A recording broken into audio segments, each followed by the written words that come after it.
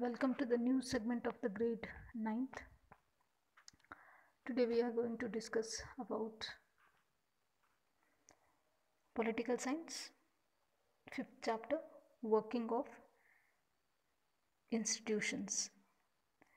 So working of institutions in this whole chapter we are going to discuss in a main important. In democracy, we know that people are electing rulers, the particular person. So they will make rules and regulations, and they are working within these institutes. So which are those very important institutes?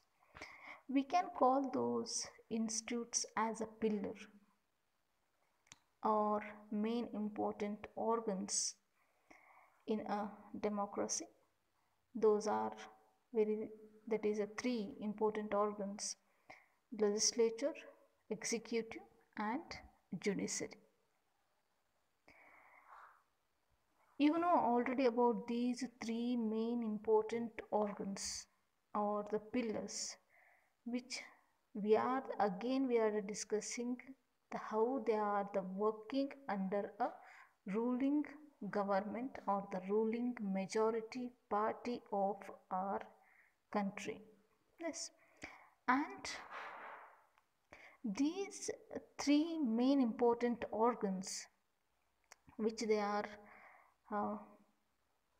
make easy activities in a government, that is national level government or central government or union government or just government of India.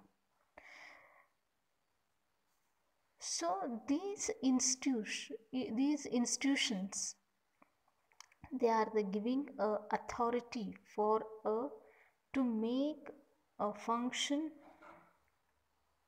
very easily in a democratic country. So which are the very major parts we are going to discuss in this chapter?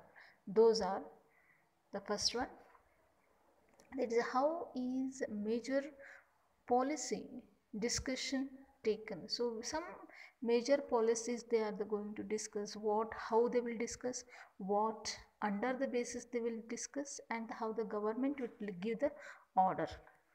And second one, the decision makers. So whatever they are discussed in major houses, the upper house and the lower house. So how they will take decisions, how they will take decision makers, who will take decisions. Yes, in the parliamentary parties. And the sub important points we are going to discuss. And next it is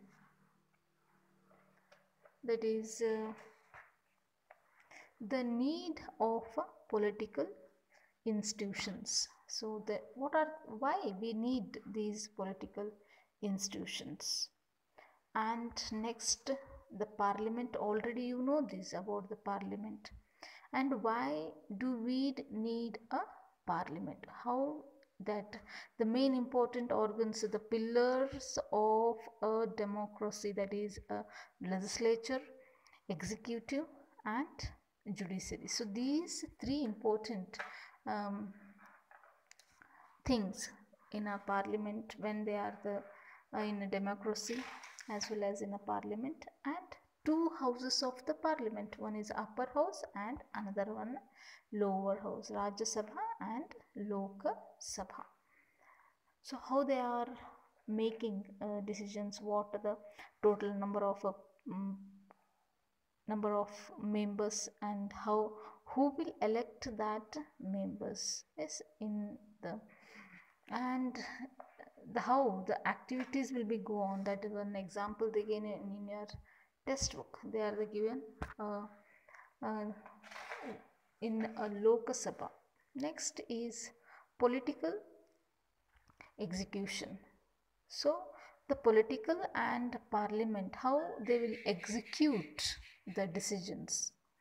Next, prime minister and council of ministers, which is very important. We can see in every day in a newspapers, the cabinet ministers and minister of state with the independent charge, and ministers of state, how they will make the decisions and how they will connect to a people. Next, powers of the prime minister. So what are the powers he had, those which is at present now, how the ministers work under his leadership, how he will give the guidance, how he is make a strong decisions. For example, we now at present Narendra Modi ji, yes, and the next is the president. The president, the first citizen of our country, yes, president, the how he will work, and the different presidential systems, that is one, and the judiciary, the making a law, giving justice, that is